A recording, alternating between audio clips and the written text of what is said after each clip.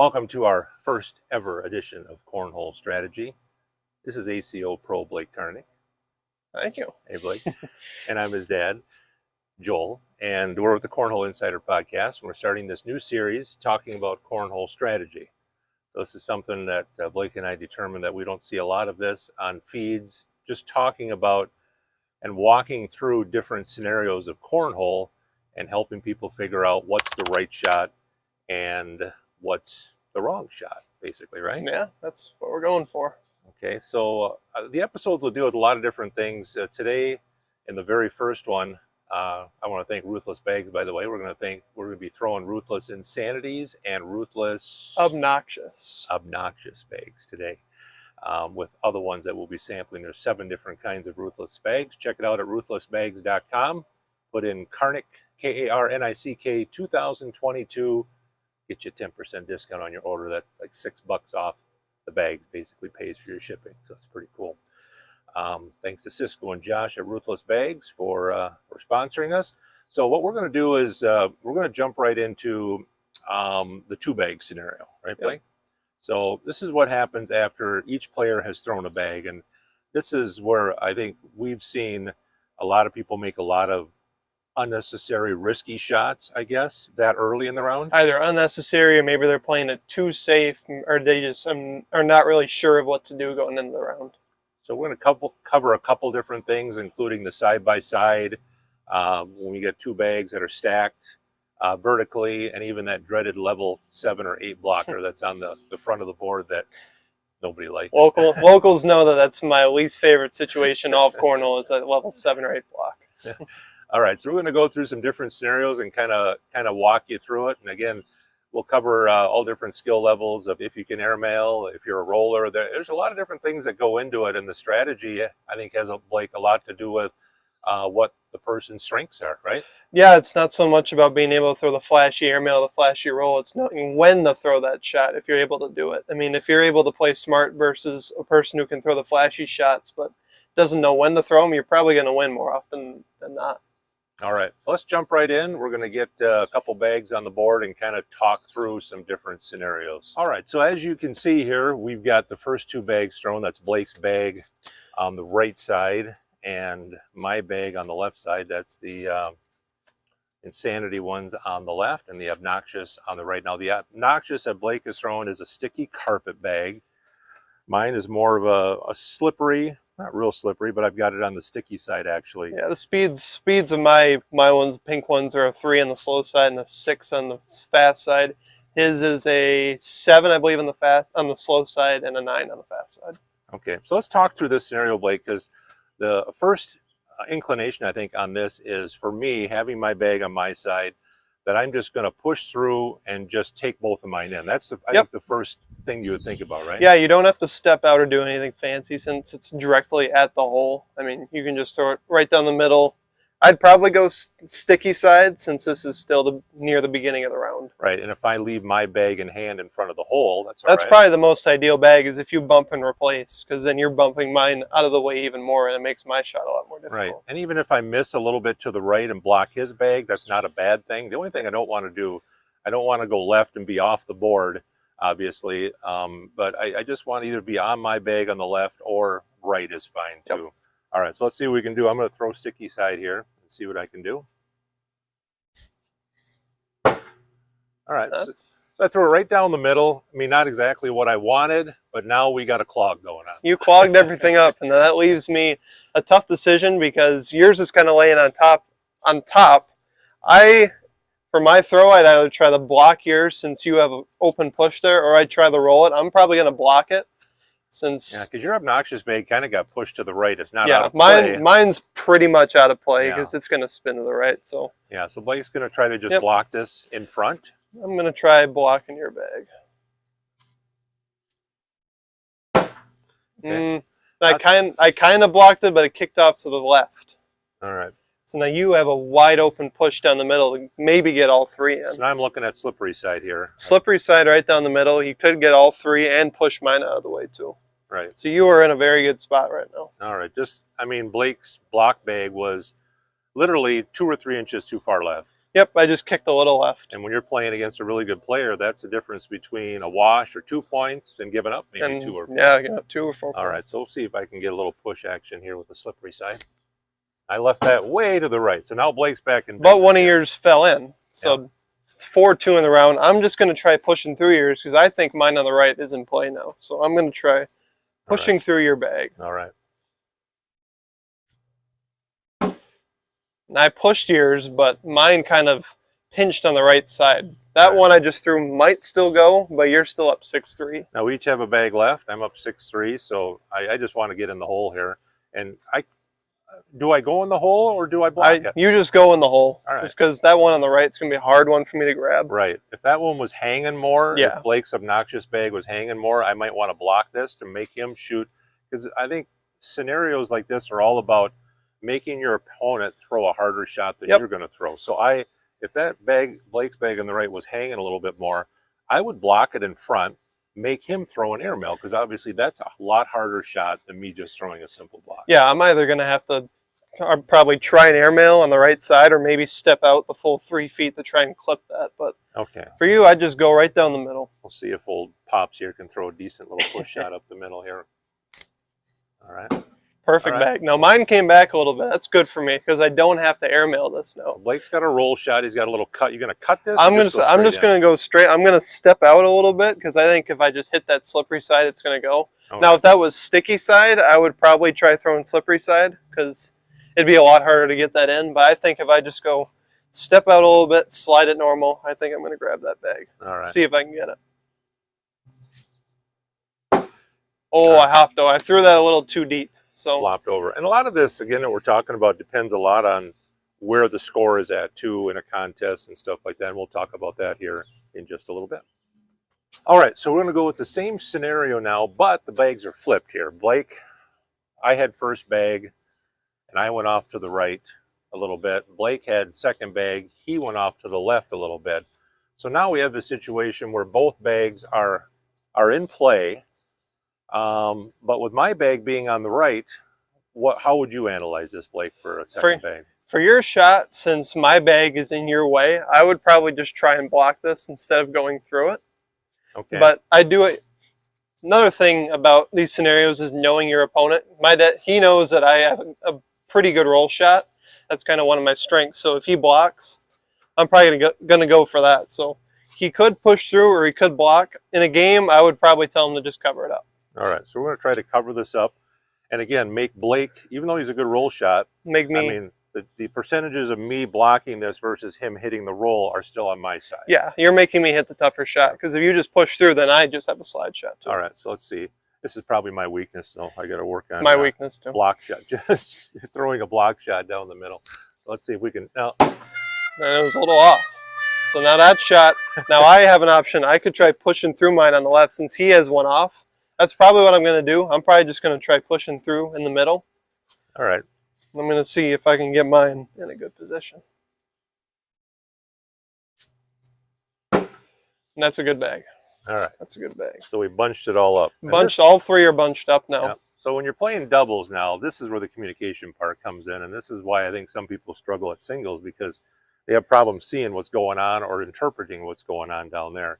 But both of your bags are kind of hanging where on the backside there? Mine is pretty much sitting on top of yours, and I have one sitting in the front too. So in a game here, I would tell you to just block up and make me do the work. A better block shot than that first one. A little better, Let's see if we can do this. That's a lot better.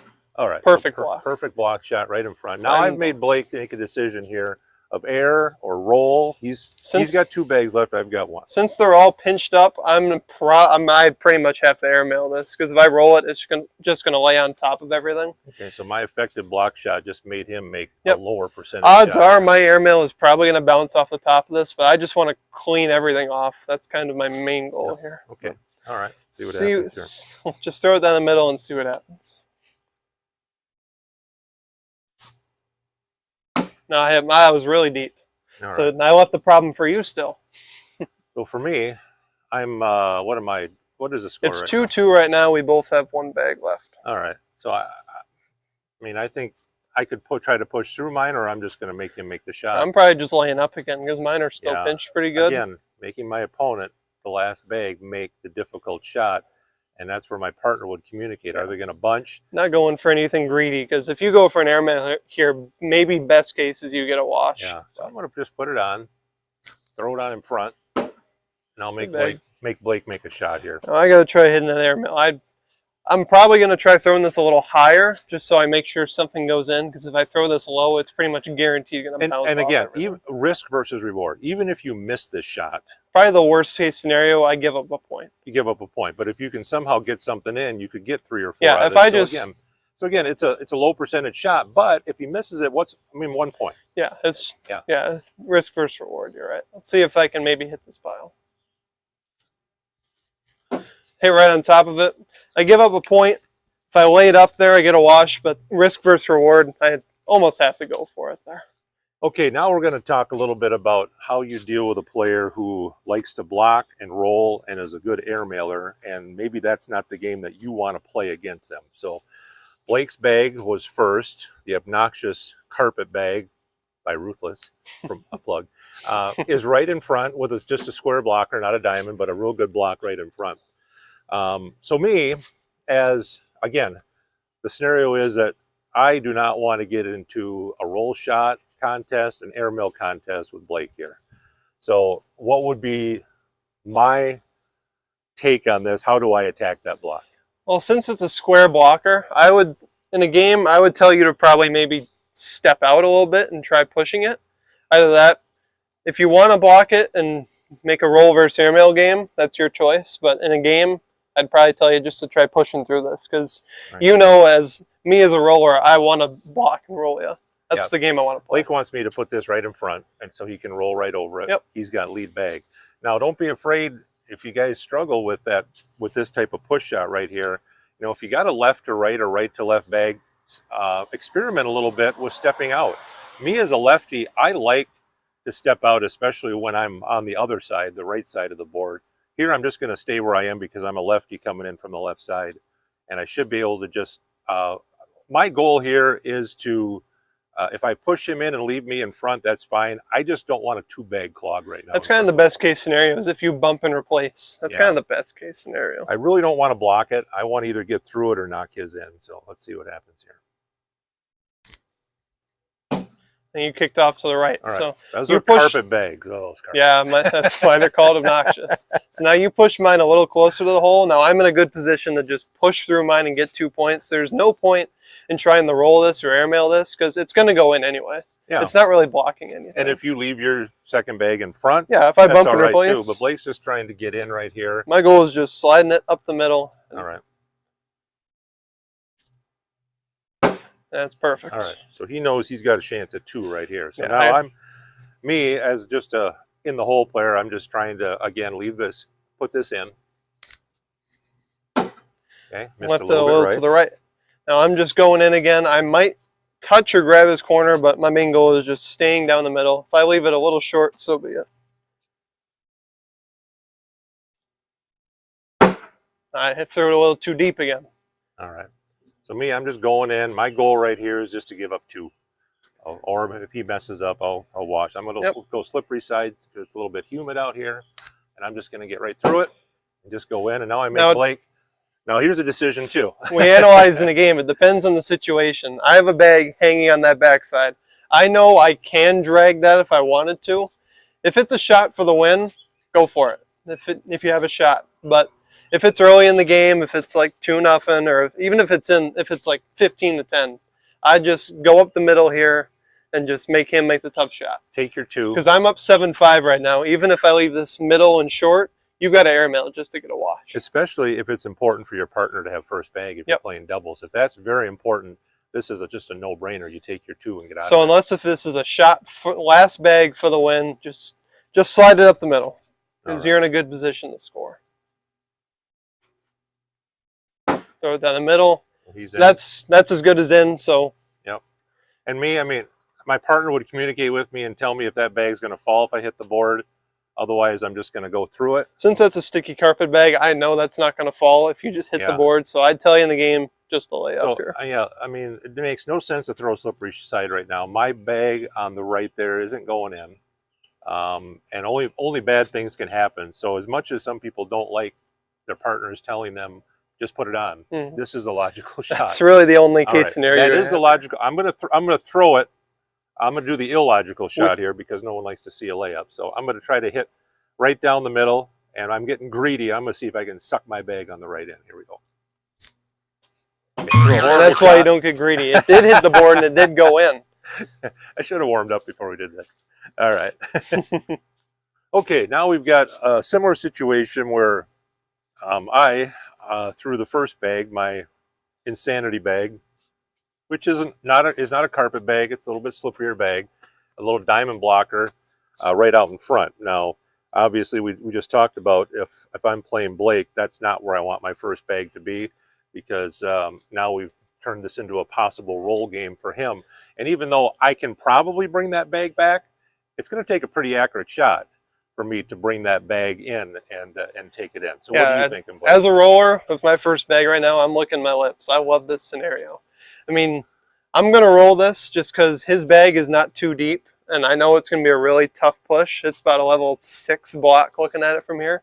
But if you're an air mailer, I would probably just stay down the middle and try to sneak behind it. I know on ACL live streams and TV, you see guys like Matt Guy just chuck the airmail right away because they're like 70–80% air mailers. But most players, they're not going to make that airmail over half the time. So me as a roller, I'm going to roll over this. But common air mailer and slides, you just try to sneak up behind. And the philosophy on the roll, Blake, is that even if you miss this roll, if it rolls and doesn't go in, chances are you're going to be right around the hole or at the hole and clog it and make it harder for me to push. At the very worst, I'm staying on the board. In the middle case, I'm covering it up and making it a block. Best case, I'm rolling over and it goes in. All right. So, first roll shot of the day. Let's see if I can maybe make it. That's perfect. All right. So again, it didn't go in. It's going to go in. But now for me, that's as good as in. I mean, there's no way. This leaves, that was best case scenario for me. With this being his being a carpet bag, what I'm going to do is I think I'm just going to come right in behind mine. I'm going to push, try to leave both of mine in play. And that's about all I can do here, right? Yeah, you almost got to play a little aggressive at this point because mine's going to go in if you block again. Right. I just showed you I can roll, and then I'm feeling good with it. Right. So. Mine did get dragged, I think, just a tad bit closer to the hole when you rolled over it. It might have. So I'm going to go just regular side. I'm not going to go slippery. And if I push his in and leave mine in front, I just want to leave it in play. I don't want to leave anything out of place. Here we go. All right. So I took his in. Mine's now in your path. You pushed yours up a little bit. Now, for me as a roller, that's a really tough bag to roll over. I have to hit it. Absolutely, there's no room for error for me. So it's a little too deep for a roll shot. Yeah, really. I'm in the game. I'm not rolling this. I'm gonna probably just try and lay it on the left side for you, so it's blocking you. Okay. Once again on TV, you see air mailers just chuck it when there's a bag in front. But since I'm throwing a sticky bag, I'm just laying to the left side. But again, if you airmail right now, that's a lower percentage shot than me pushing that bag in, because that's a fairly easy push for a pro or a top player. Right there, that's going to go in. So we have to get to that point again where why would Blake airmail a lower percentage shot than he gives you? Yeah, maybe if this was my very last bag of the round, I'm trying to get 4 points, maybe. Right. That's the only case I'm airmailing here. So I'm going to try just laying it up next to yours and making you make a tough shot. That's perfect. All right. I did push yours up farther, though, so if mine goes in, yours is definitely going to go in. So it's 4-2 right now. So what am I going to do, doubles partner? What do you tell me? I see this situation. I think you can go. It's tough because we both have 2 bags left. If you push through it all, I'm probably still going to get 2 because I can get a 4-bagger. But in a game, I'm telling you to just bump it and hope yours goes in and you're covering it. So I'm sticky side down the middle. All right, so I'm going to bump it right behind his. Hopefully mine goes in on that right side. Okay. Left it a little bit right, but mine went in. Now I'm in a position to just push down the middle and get 4. Once again, I could, if I was really feeling good that day, I could try cutting and rolling around that bag to make you make a tougher shot, but I have 4 points sitting for me right now, so I'm just either way you got 4. It just matters what you're comfortable with, what the board conditions are, but you feel more comfortable just sliding through this. Yeah, there's no point in trying to be fancy right now. I have 4 sitting out there for me, unless if I really need to generate a big 7 or 8 point round. I'm just with my 2 bags on the back, even if you throw a really horrible shot here, you're probably going to take me off the back. So yeah, I'm in good position to score this round. So slide it down the middle. Now I put mine in, but I kicked a little left again. Yep.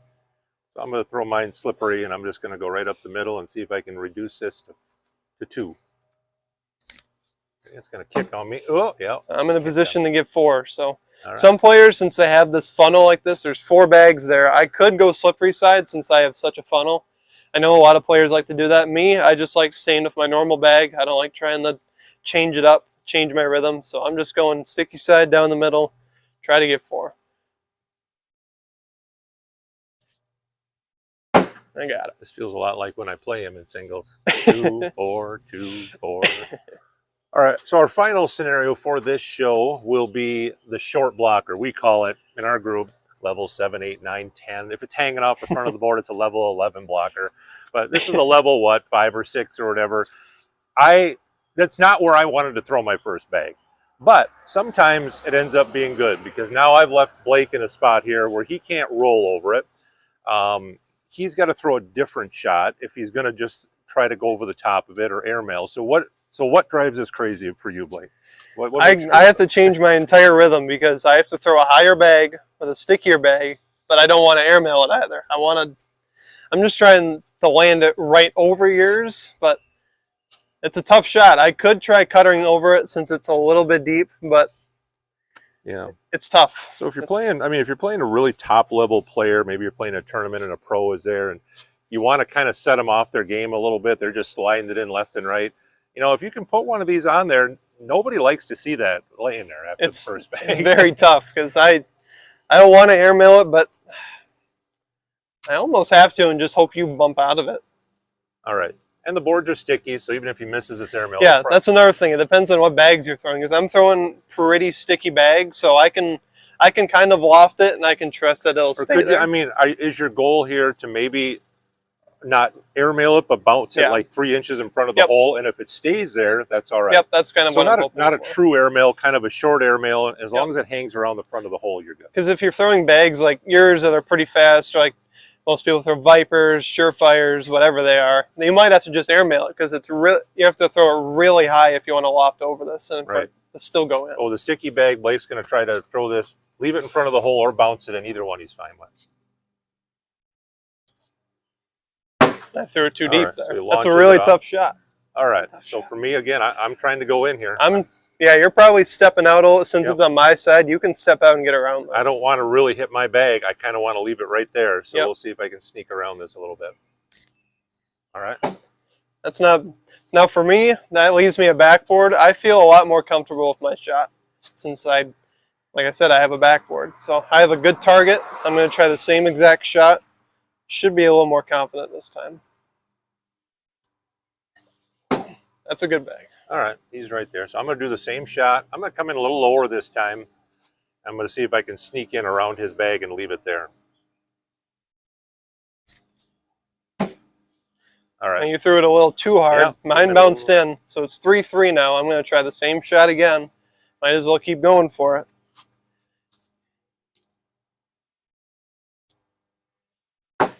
I went a little too deep. That was almost an airmail. All right, so we'll see if I can sneak in here, make it a 6-4. This is a situation where it's really hard. You have to get game experience for this situation because you never practice this. Right, exactly. You never practice that. So I'm less concerned about that bag on the right. I just want this bag to be in the hole to put pressure on him because, what is it now? It's 3-3 right now. It's 3-3. I just want to get in here because I've made a couple of pretty bad shots after throwing a blocker against Blake. So now I'm just hoping to put pressure on his last shot. That's a really bad shot. I should have warmed up. So it's 3-3 right now. 3-3. I could put it on for a point. Now, you see a lot on TV, the fancy that and one shot. You do have one on the left. If I airmail, I could try hitting that. I've shot 2 shots and I've missed them both. So in my mind, I'm just saying I might as well airmail this. This is the last bag. Worst case, if I miss, it's a wash. It was a pretty crappy round anyway. So Put it in for 3. put it in for 3. If I can somehow and 1 you and get even more, that'd be nice. So I'm just gonna try airmail on it. I almost and 1 you, but I got 2 points out of it. Yeah, and on my side, throwing that initial blocker, yeah, it didn't work out because I threw a couple really bad shots afterwards, but I got Blake out of his rhythm, all right? Yeah. If he was 4-bagging me to death, at least I got him to throw some different shots.